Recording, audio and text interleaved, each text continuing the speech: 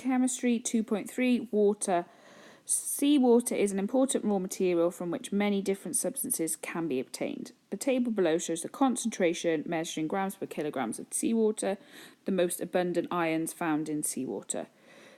Name the two most abundant ions in seawater. So you're looking at this table to see which ones are found in the highest concentration. This case is chloride and sodium.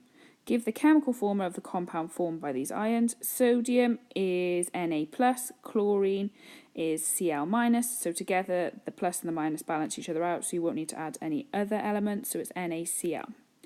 The bottom question then says, both chlorine and iodine are once obtained from seawater. Suggest why it is too expensive to use seawater as a source of iodine. There isn't enough iodine per gram of seawater. If you look there, it's a really, really small number.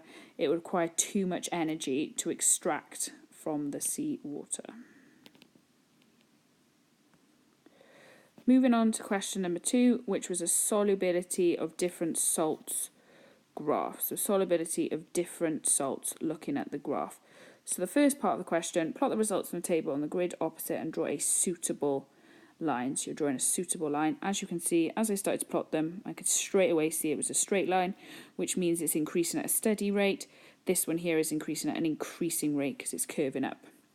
Give the temperature at which the two compounds have the same solubility. So you're looking for that point where they cross over each other.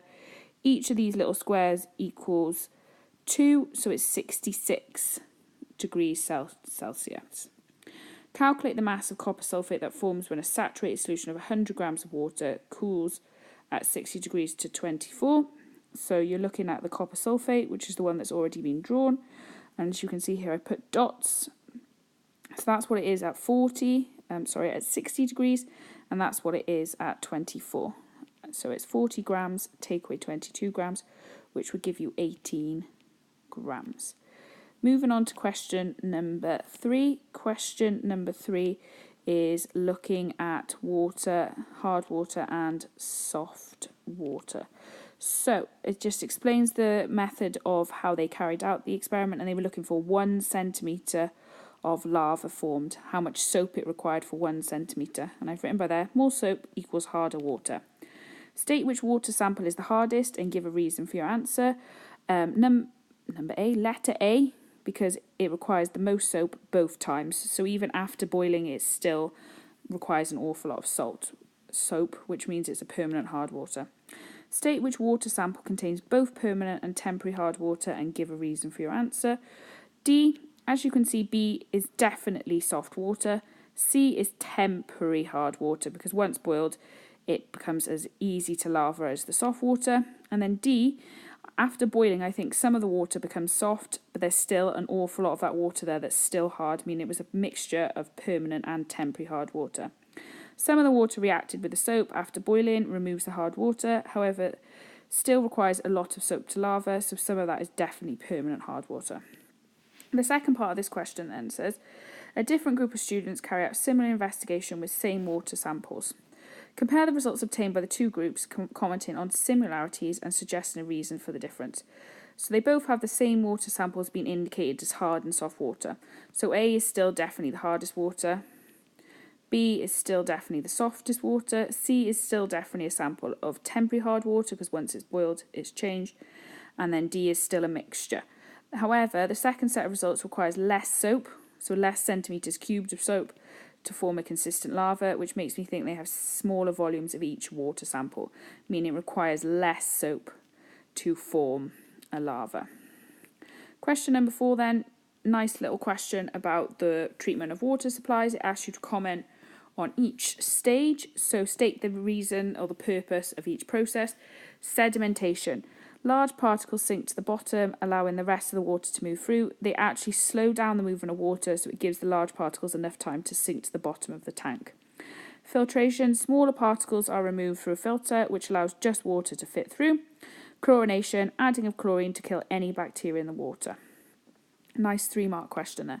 Drinking water can be obtained by desalination. State what is meant by desalination and name the process by which it can be carried out. So desalination means the removal of salt from water. It is essentially just a process of evaporation whereby you heat the water up and then allow it to condense in a certain area and you're left with all the salt at the bottom.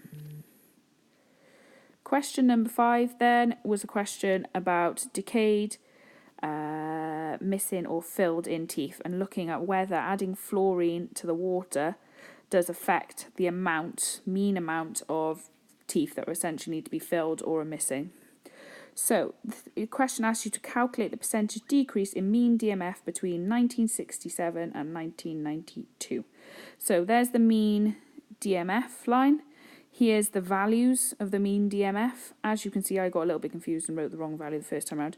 On this side here is the percentage of children drinking fluoridated water. So you're not looking at these numbers, you're looking at these numbers. So in 1967, mean DMF was up here, which means it's at 4. Then down here, 1992, it's by here, and each of them little squares is 0.5, so that equals 1.2. So take them away from each other, that's the percentage decrease, and that equals 2.8.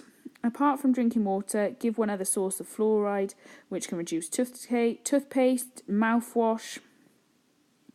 In your opinion, do the advantages of fluorination of drinking water outweigh the disadvantages?